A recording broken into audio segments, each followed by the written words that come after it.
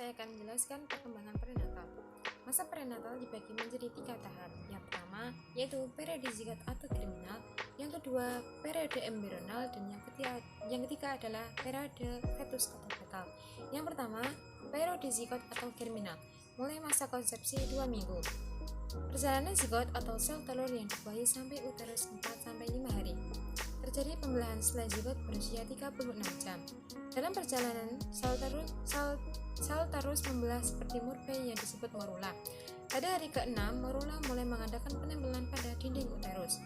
Semakin lama morula semakin kuat menempel karena adanya pengebalan otot-otot dinding uterus hingga pada minggu kedua, morula sudah masuk ke dalam dinding uterus.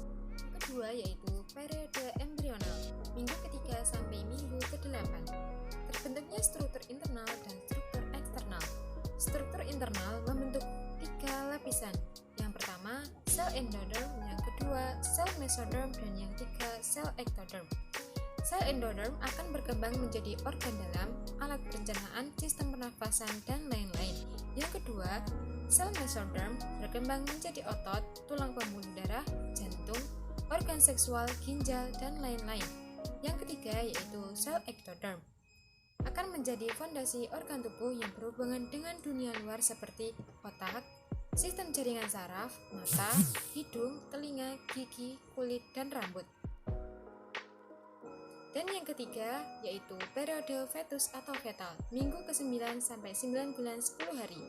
Yang pertama, pada masa ini yang terpenting adalah berkembangnya struktur organ yang sudah terbentuk pada periode embrional pada ukuran dan beratnya secara tepat. Yang kedua, perkembangan kepala bukan lagi yang tercepat sehingga pada waktu lahir seperempat dari bagian tubuh. Dan yang ketiga, kulit janin akan berkembang lebih tebal dan transparasi akan semakin berkurang.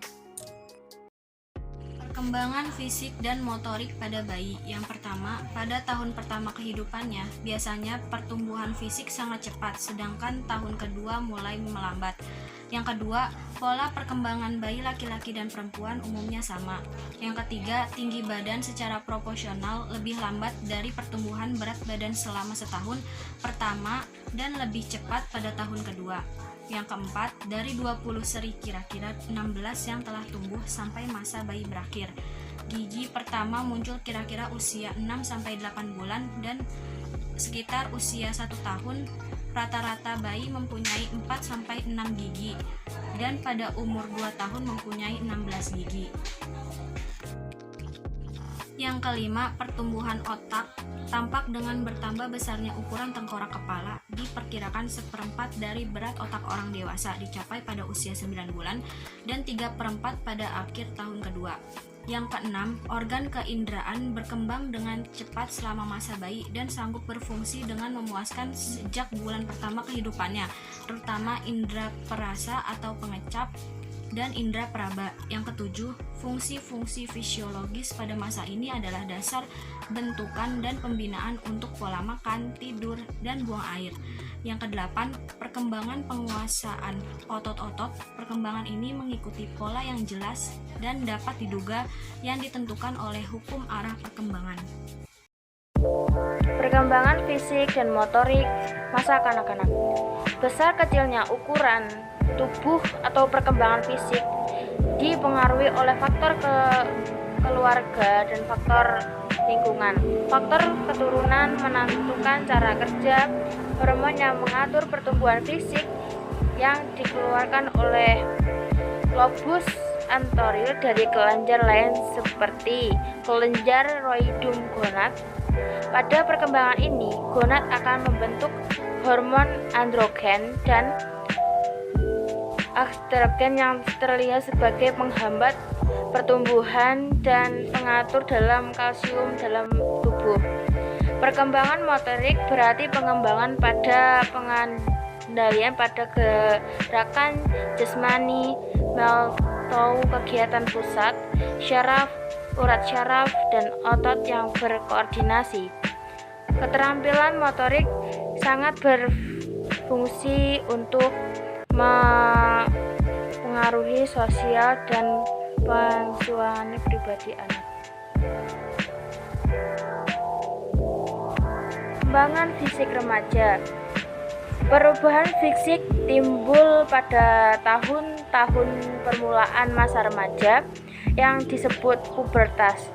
Perkembangan fisik pada pubertas sangat menyolok, akan tetapi belum dapat dipastikan. Perkembangan psikis atau kemampuan berpikir kritis dan melepaskan diri dari ikatan emosional orang tua pada remaja timbul sejalan dengan perubahan fisik. Perubahan fisik sepanjang masa remaja meliputi dua hal, yakni percepatan pertumbuhan dan proses kematangan seksual. Perbedaan individual dan perbedaan jenis kelamin turut menentukan hasil perkembangan remaja. Permulaan remaja, percepatan pertumbuhan fisik tidak terjadi secara serentak dan mempengaruhi pada semua bagian tubuh, kepala, tangan, kaki. Kaki lebih baik dahulu mencapai bentuk kematangan. Seduduh itu baru bagian tubuh yang lain. Pertumbuhan seluruh bagian tubuh membentuk banyak energi. Hal ini berarti para remaja dan orang lain harus memperhatikan pertumbuhan makan. Penantian fisik banyak mempengaruhi pada penilaian diri sendiri, bahkan seringkali oleh beberapa dari kemampuan intelek, sehingga daya tarik penampilan fisik lebih diutamakan daripada prestasi sekolah.